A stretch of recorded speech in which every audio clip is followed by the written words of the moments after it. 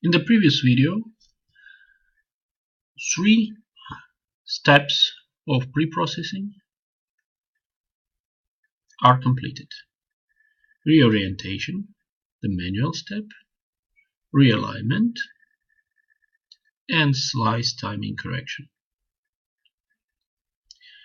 Now we still have to do coregistration, so that the anatomy image fits well our functional images, segmentation of the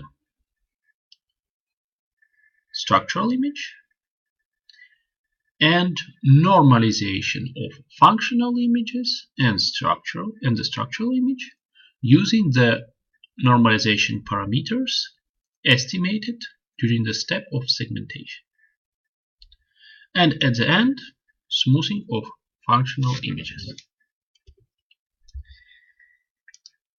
Let's open the manual we use to complete the whole sequence of preprocessing. The previous step was slice timing correction, and it is finished. At the end, all the functional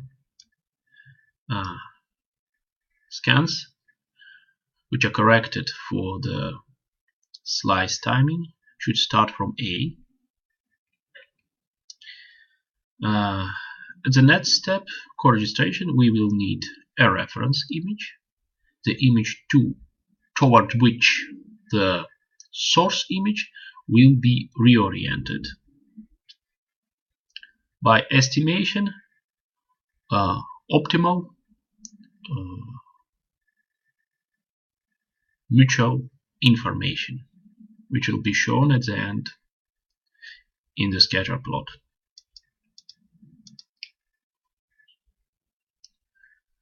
We click on Coregister, estimate,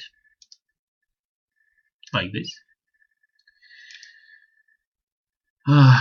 For the reference image, we select the mean functional image that was calculated during realignment step. It starts from mean, so if you type mean in the filter window, there will be only one file in the list. You click on it and click Done. And the source image is the structural image. So it is in the folder structural, just one image. Don't forget to save the batch as coreg mat file so that you remember what did you do, and then run. Normally this step doesn't take too long. The segmentation step is much longer.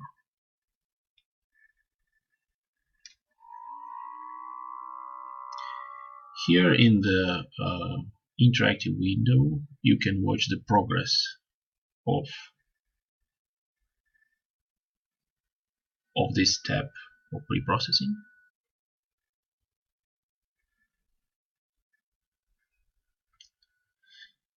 And at the end, in the graphical window, you expect to get something like this. This scatter plot shows the correlation, you might call, between two images, voxel by voxel, before coregistration and after coregistration. Typically, if the coregistration is successful, the second image should look sharper and more dense. Let's see what is the outcome. Quite similar to what is expected.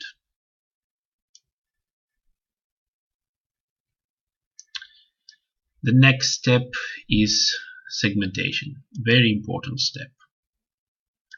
So let's see what is recommended.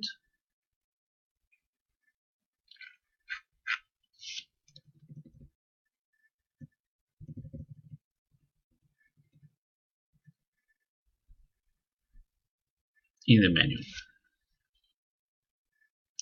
we click on segment button, then you select anatomical image, because this image is the or structural, because this image is the source of the information about the structure of the image, and it can be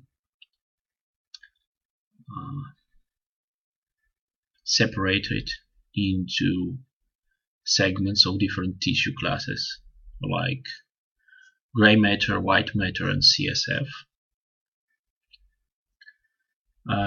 We change save bias corrected and select save bias corrected. Now it is, by default it is save nothing, but we have to save bias corrected. The very important step, don't forget it, at the very end, the deformation field, you select forward. This deformation field file will be used for normalization of both structural and functional images towards a canonical MNI template. That's all, I guess. This is how the resulting file of the deformation field will be called. We save the batch.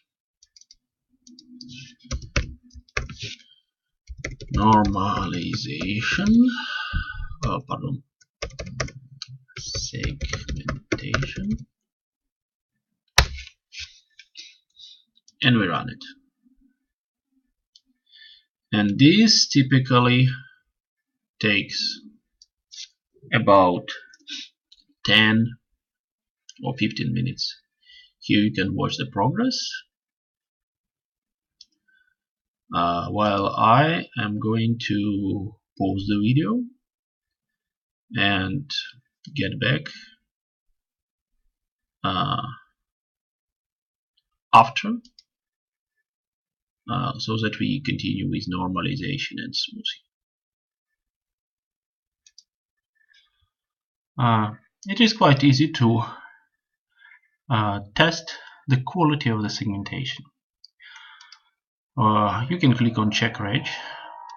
In the structural folder, there are 5 files of the tissue classes.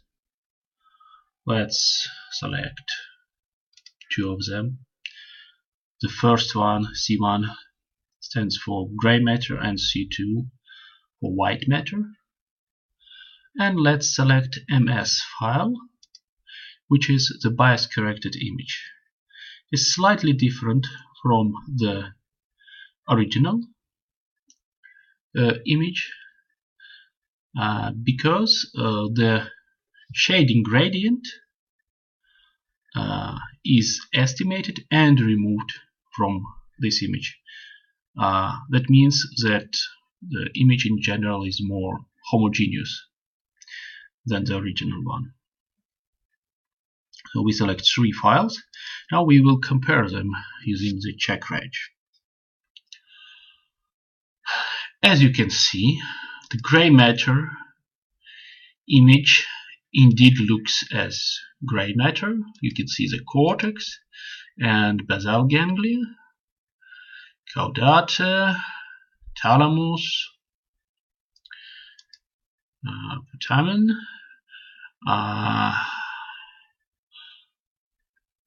and you can see that white matter indeed fills everything or almost everything between the folds of the gray matter.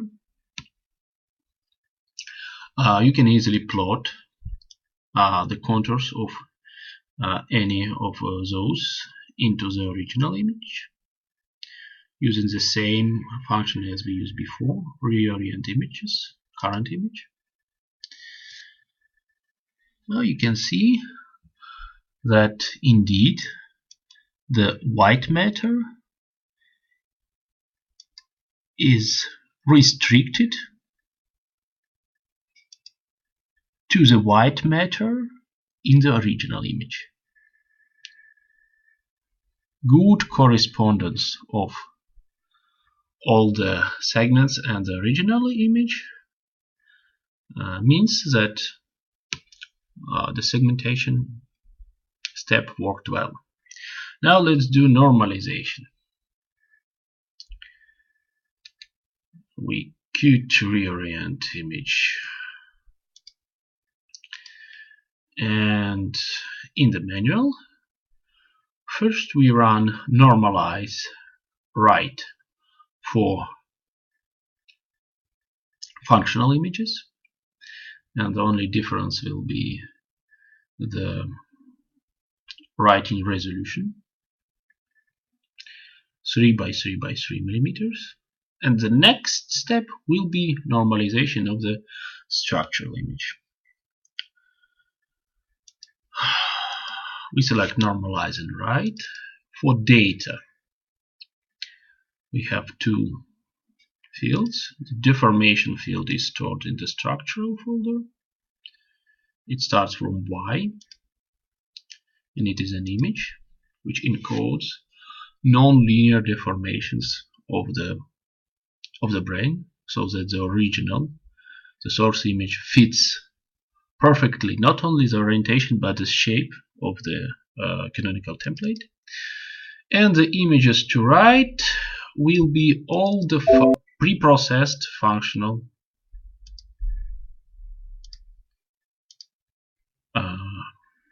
images. Everything that starts from A. As you can see, all the files starting from S are the original ones. Then after reorientation the prefix R is added, and after this the prefix A is added during the slice timing correction. So we enter the filter to select everything that starts from A. Select all the files, as there must be 351 files as usual. All the functional scans. We click done, and for the voxel size we select 3 and 3 and 3. This is the original resolution of the functional images. That's all, I guess. Now we can save. 05 normalization functional. Save and run. It doesn't take a lot of time. This is the progress indicator. After we move to normalize of the structural image, we select just one image, which is already bias corrected, and we specify the resolution of 1 to 1 to 1. This is the size of one voxel, 1 millimeter to 1 millimeter to 1 millimeter. We save the job and we run it. And afterwards we will use check-reg again to verify if the normalization worked well. First, the functional images should fit the structural image very well after the normalization. And second, the structural image should be in good correspondence with the canonical template. This is what we are going to do. And the last step is very simple. It is smoothing. We smooth functional images because it helps to somewhat increase signal to noise ratio. The signal is going to be a bit lower after smoothing, as that you can see as the averaging of the nearby voxels, but the noise will most likely drop even further, and the signal to noise ratio, that is why, will be greater than in the original unsmooth functional images. But let's do normalization of the structural image. The deformation field is the same. Images to right, we unselect all the functional images, and we select the only structural, which starts from ms something, and the voxel size must be 1 millimeter. We save it as normalization structural,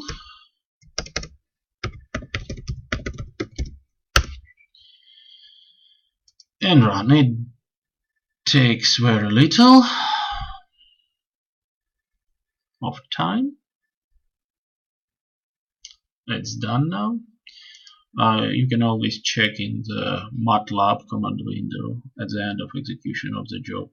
The message is done if everything works well. So, as I told you, we have to check the quality of normalization. You select one functional. This time the prefix is W. So we select the first image that starts from W. This is how it looks, but we need to select actually two. So we two images so that we can compare them. We select first the functional, and second we must see the normalized structural image.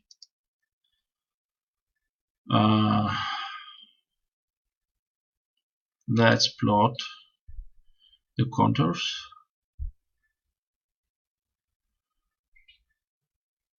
With reorient images.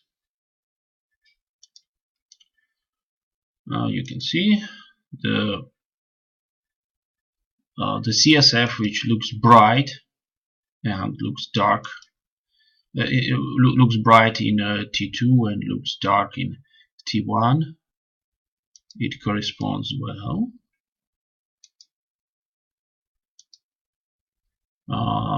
The size of the brain is about the same.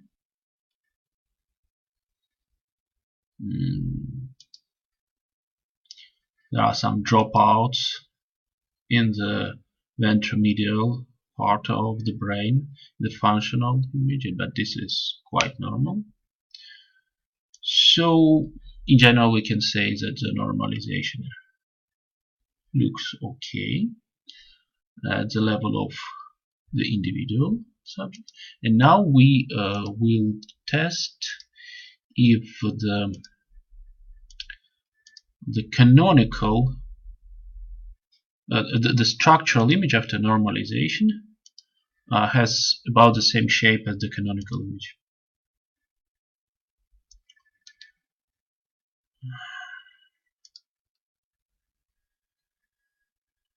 Indeed, you see the shape of corpus callosum is exactly the same.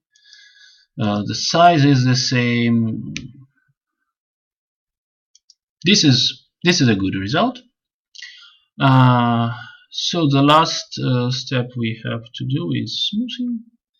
Let's see the manual. What do they recommend? They recommend to use 8 mm of smoothing, but this is something that is found by trial and error. You can do more smoothing or less smoothing, depends on what is the task and what is the structure of interest you are going to study.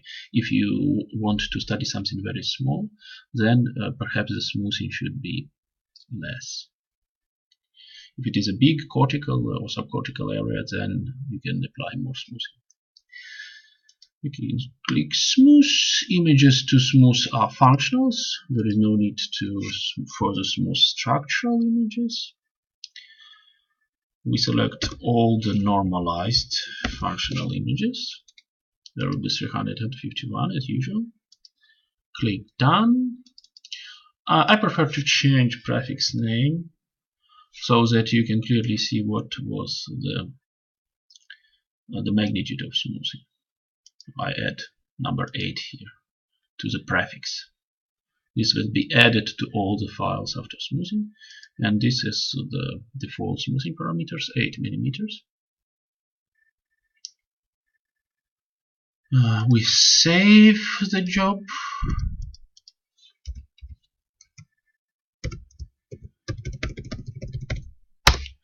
And we run it. And then at the end you can compare the original unsmoothed and smoothed image and see the difference. Indeed, after smoothing, the resolution is much inferior. The small structures are not visible anymore, or small inhomogeneities, but the whole shape of the image will be exactly the same, and this is what we can do with CheckReg. As usual,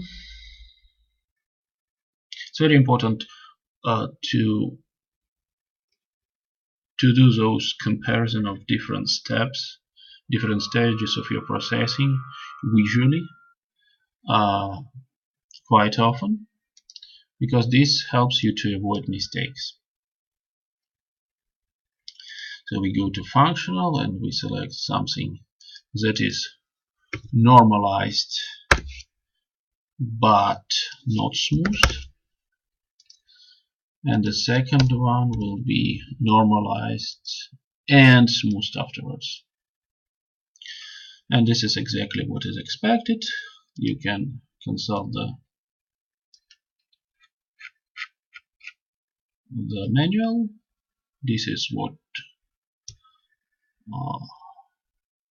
it was the result done independently from our trial, and we get exactly the same. This is unsmoothed, this is smoothed.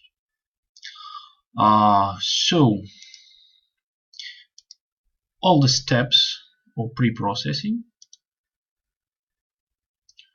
are finished, and in the next video we will talk again